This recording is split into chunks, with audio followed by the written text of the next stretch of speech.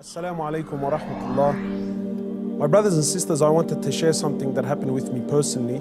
Not too long ago, I went to visit a friend of mine whose mother was dying of cancer. She had been battling cancer for about 5 years, and news came to me that she was on her last days.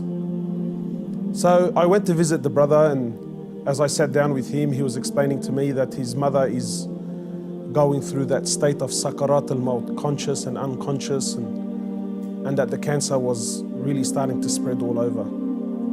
So as I sat with this friend of mine and we were talking, his eyes teared up.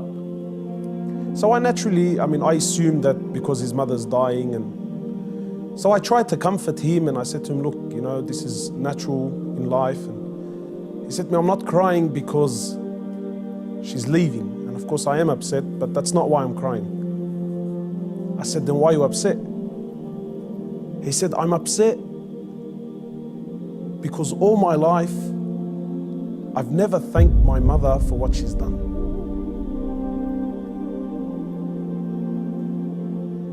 And honestly, I can't explain what happened to me when he said these words. He said, all my life, I've never once in my life said thank you to my mum.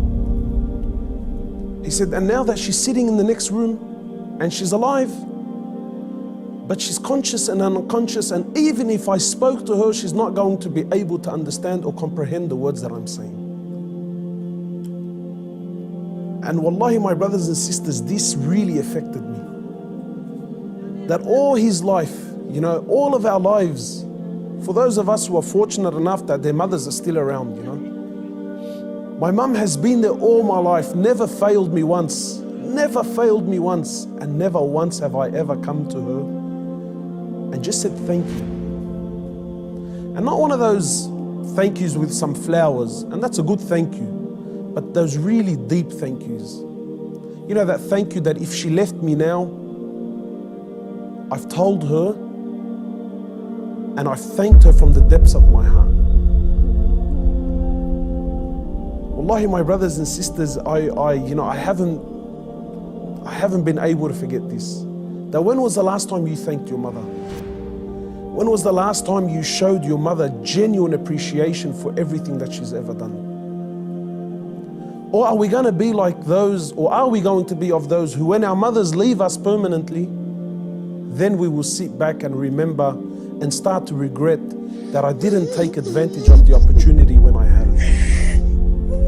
My brothers, in many places around the world, they celebrate this thing called Mother's Day. And it breaks my heart because in Islam, in truth, Mother's Day is every day. We don't single out one day of the year to say, oh mum, look, I remembered you today. But rather we're ordered by Allah and His Prophet more or less to remember our mothers on a daily basis. A man came to the Prophet of Allah and he says to him, O Prophet of Allah, and many of us get this hadith wrong. He says, O Prophet of Allah, who is most deserving of my kind treatment? He says to him, your mother. He says, then whom? He said to him, your mother. He said to him, then whom? He said to him, your mother. He said, then whom? He said, then your father. Many of us, we interpret this to be love, that my mother is most deserving of my love. No, the person that is most deserving of your kind treatment, of your money, of your health, of everything that you possess, the person that is most deserving of this more than anyone, above all, is your mother, then your mother, then your mother, and then your father. My brothers and sisters, in short, many of us, we still have our mothers. Wallahi, do not be of the losers who wait until our mothers leave us permanently, only then to wish and to regret and say, I wish I can go back and thank my mother.